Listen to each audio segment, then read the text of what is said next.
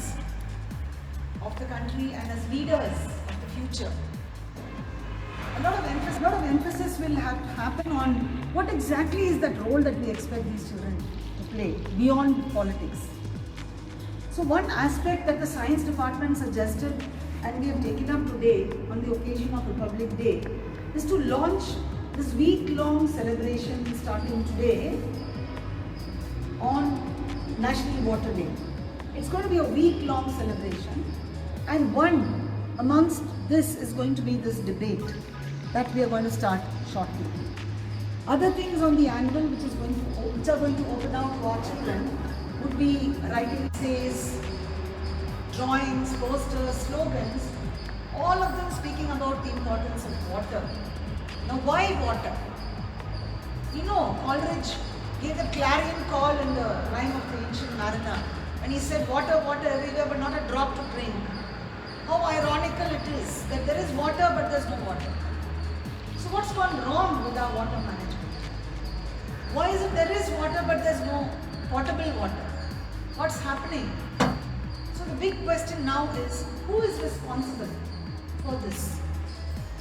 When we talk about duties and fundamental rights and duties, do we have a duty to play as citizens? Or do you think the onus is on the government alone?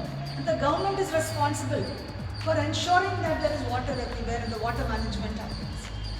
So there's no role for the citizen at all. So I have on both my sides, we have a team with teachers as well as students who are going to speak.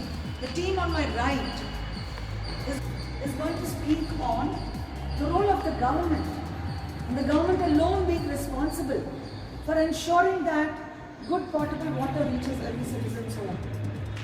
And on this side we have the team saying, no way.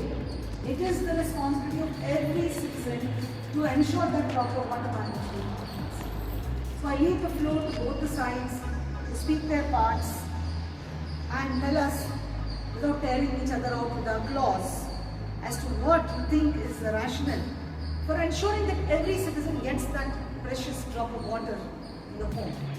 So I'll start with the team on my right. Please begin. So the fundamental duty of having a government is to ensure public good and to ensure that every citizen of the nation has access to the basic needs, which include water. And in the current scenario, the water is considered to be one of the most important resource as we use it in our daily life, but it's contaminated and it's not in a usable purpose. So I think it is the fundamental duty of the government to protect and conserve the water. And second, a single individual cannot completely save a water body. Say for example, a single individual cannot save river Ganga. Let's take the government. They have access to many geographical scale. So I think it is better in the hands of government to save and conserve water resource. This can add on. Especially all the water are wasted being letting into the ocean, and an individual cannot go and clean the ocean and change it into a potable water. So the government must take the responsibility to make it filter it and give it to the citizens as the potable water. So government has the higher hand in the responsibility of drinking water and usable water. Choose a vote their government, which ultimately becomes the opted government's goal to save the water.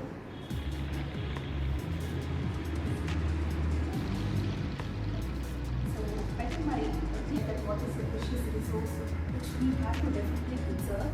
Now my point is, it's only the government's responsibility that we have to ensure that every individual has got the potable water resource. So we are there in the drafting position where right now the government has come in with so many awareness, Jal Shakti programs are there in place. So all these programs, what is the base behind why the government is doing so much? So we need to create awareness. When we don't take up the responsibility, how are you people going to individually save the water? So it's we who's having the onus completely on us, that we have to create awareness, and without which you people will not know what is actually going. And when we talk about water management, it is not only that you save every drop of water and then you have to close off the tap when not using. It's not about that. It's a bigger picture. So, like, it's very, very important that government bring in such kind of awareness in order to ensure that this particular precious resource is available to everyone. So that's my point, and I strongly believe that it's only the role of government that we have to come in, or we have to ensure that the programs in place so that the water resource can be saved. Thank you. Thank you so much, Team 1, led by Priya and the young children. Very well articulated in terms of clearly stating why the government has to play a role. And I think a point on access to resources. Our Ganga plan, you have a national water grid in place, interlinking of rivers. Of course, this cannot be done by individuals, just impossible. The money resources, the budgeting in crores can happen through the government. So their hands are more empowered, and of course they can do it. Also the responsibility of an elected government, as you rightly pointed out, to ensure that every home has access to good water.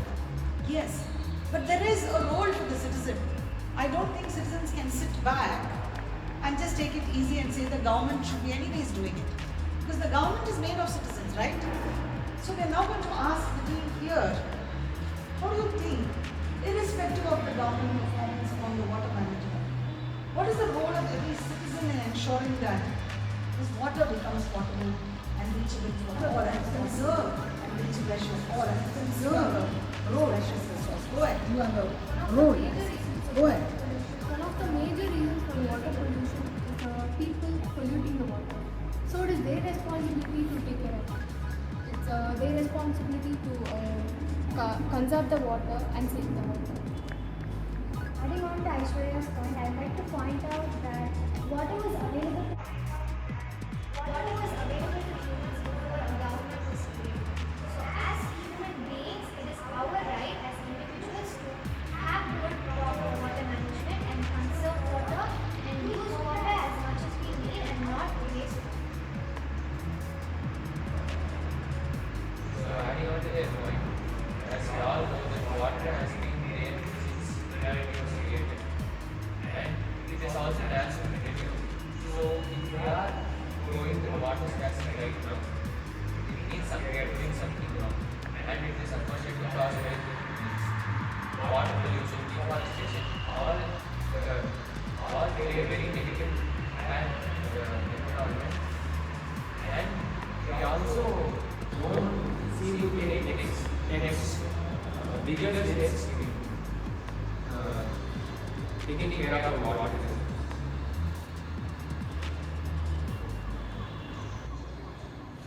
A government is a government, but individuals are a million hands. There are millions of hands. And as my young teammates rightly pointed out, water is since eternity. It was there even before human beings came into existence. So how can we assign the sole responsibility of conserving water to a government? Governments came much later. Water has always been there. It's a resource, and we need to stop looking at water as a commodity. The day we stop looking at water as a commodity, most of the population in our area only is buying water. Water has always been there. It's a resource, and we need to stop looking at water as a commodity. The day we stop looking at water as a commodity, most of the population in our area only is buying water, not just to drink, but even to use. And we are okay till it is available, till we have the money and till they have the supply. We are okay. We will be worried only on the day we are declared a dry city. I think we all would recall that just last year, the capital of our state, Chennai, was very, very sadly declared to be the first town to go dry in India. And that was not at all heartening news for any of us. And if we just keep it up to the government, leave it up to the government, then we would have no right to question anyone once we are all left unattached. It is very, very important for us to take our own little steps. And I think there are many communities in our own country and in our own surroundings who have proved it. They have adopted certain practices, taken certain measures, and done wonderful jobs, created goals for themselves and achieved those goals in terms of raising the level of groundwater, or be it in terms of becoming self-sustainable in terms of water, then stop depending upon the government. And I think there is a need to follow these examples, take a lead in this regard, and as I said before, stop looking at water as a commodity and start looking at it as a gift from God to each one of us. Thank you all so much for your excellent articulation, valuable points. As rightly pointed out, this planet is a watery planet. 75% of the earth is made of water. And ironically, there is a water shortage because that 75% is not being used properly. Misused by whom? By man. Not by governments, but by individuals. So, in this debate, there's no question of a winner or someone who didn't win. Most importantly, it is what light did we throw upon how water can be preserved, not just for our generation, but for the generations to follow. Why are we exploring Mars for water when 75% of this planet could still take care of our needs? As Gandhiji pointed out, nature has got everything to manage man's needs, but cannot manage man's greed. And as far as I know, the government, definitely an elected government at that, has this huge responsibility to make sure that citizens get their water. No doubt. But who is this government? What is the government made of? It's made of individuals. It's just that you crossed that side and became a political party or an independent person and entered government. So what does this mean? What does it transfer? It means simply at the end of this debate that while the government will do its role using its resources at its control, using all the power it has to execute things at a national level, every individual must contribute to make sure that we preserve this planet. Not for ourselves, but for the generations that follow. It's our duty. And if we strengthen the government hands as individuals, then it's a beautiful, blissful picture of a safe India. And I think that's the safe India we're all looking for. And both of you have done brilliantly and excellent presentation. Thank you.